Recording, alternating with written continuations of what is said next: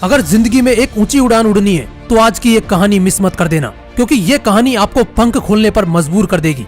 एक बार किसी ने एक राज्य के राजा को 2 बाज के बच्चे उपहार में दिए।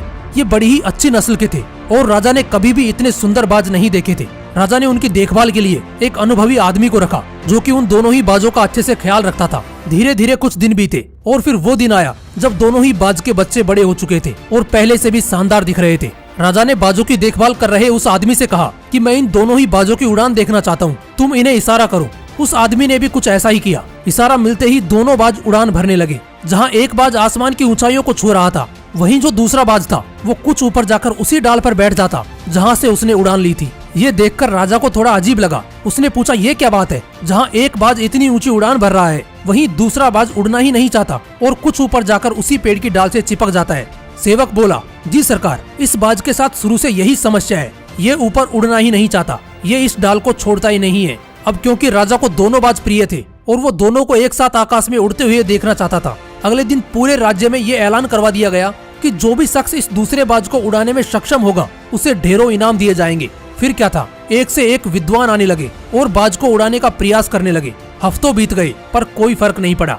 इस पर राजा बड़े चिंतित हुए क्योंकि वो दूसरा बाज उड़ ही नहीं पा रहा था। वो थोड़ा ऊंचा उड़ता और वापस उसी डाल पर आकर बैठ जाता। लेकिन एक दिन जो राजा ने देखा उसके बाद उन्हें अपनी आंखों पर यकीन नहीं हुआ। राजा ने देखा कि दोनों ही बाज आसमान में एक साथ उड़ान भर रहे हैं। ऐसा लग रहा था जैसे कोई सपना हो। उन्होंने तुरंत उस व्यक्ति का पता लगाने को कहा जिसने ये मुश्किल काम आसान कर दिखाया। आखिर रातों रात ऐसा क्या जादू चल गया इस दूसरे बाज पर जिसने इसकी हिम्मत इस कदर बढ़ा दी। खोजने पर पता चला कि जिस बंदे ने इस मुश्किल काम को अंजाम दिया है वो एक किसान है।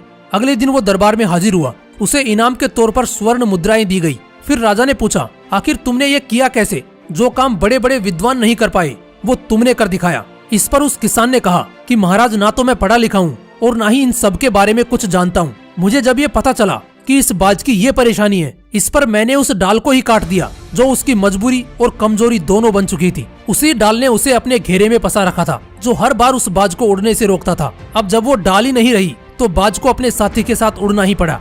राजा ने उस किसान की बुद्धि की बहुत सराहना की और उसे ढेरों इनाम दिए। दोस्तों, इस कहानी से हमें 2 सीख मिलती हैं जो यकीनन जिंदगी को बदल देने की ताकत रखती हैं। पहली सीख ये कि आपकी सोच ही आपकी सफलता को आंक सकती है।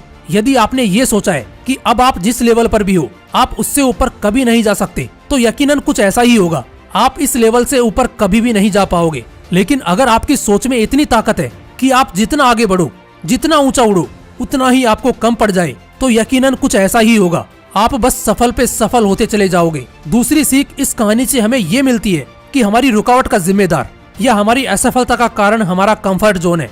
जिस तरह वो बाज उस डाल को नहीं छोड़ रहा था, ठीक वैसी ही परिस्थिति हो सकता है आपकी भी हो। तो अपनी उस रुकावट की जड़ को पकड़ो और उसे काट डालो। यकीनन आप भी उस दूसरे बाज की तरह एक ऊंची उड़ान भरोगे। जय हिंद, वंदे मातरम।